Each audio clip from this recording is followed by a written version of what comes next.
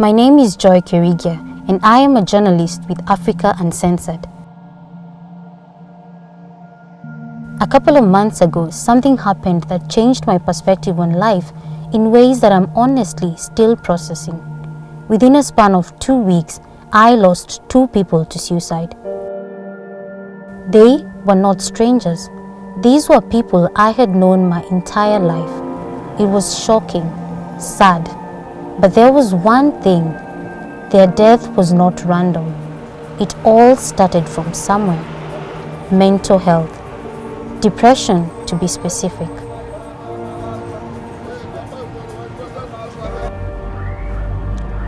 As I said my goodbyes to each of them 1 week into another, I could not shake off one question in particular. Why? Why did they do it? I may never get answers to these questions. I can never bring them back, but I can do something about it. This is the beginning of a journey towards understanding mental wellness and why it is important for you and me.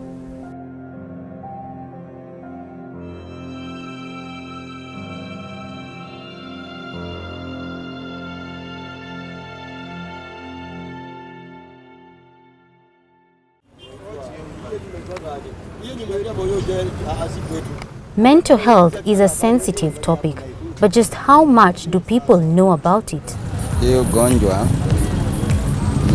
inakaa kama ni ya saratani juu vile inakuja. Ni ugonjwa inatokea ujui inatokea kwa mtu namna gani. Ni mtu kufanya vitu zenye unaona anafanya vitu zenye hazifai. Mental health is the ability of taking care of your mental, or I can say brain. Kuna ile ugonjwa na kuna ile ya kuseme kurogwa. It's a disorder in the mind, actually. That's what I know. And sometimes it occurs when you fail to face the reality, when you fail to face things as they are.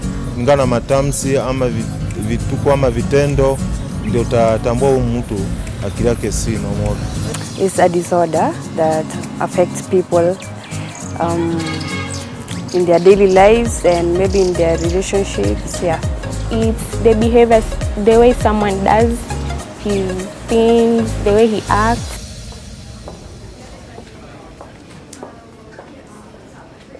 We may all have our definitions, but mental health has an altogether different meaning. Hi, Joy. What is it really? When you have mental health, it means that you are just fine. You are fine. You do not have a mental problem.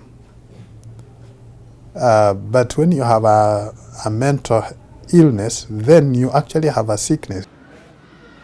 I would not say that many people understand much about mental health.